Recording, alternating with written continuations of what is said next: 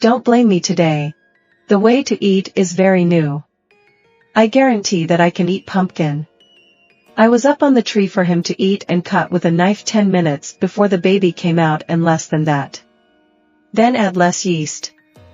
I will put it again. Add 2 tablespoons of white sugar. Then crack 2 male eggs into it and add water. Beat him with a mixer and stir well.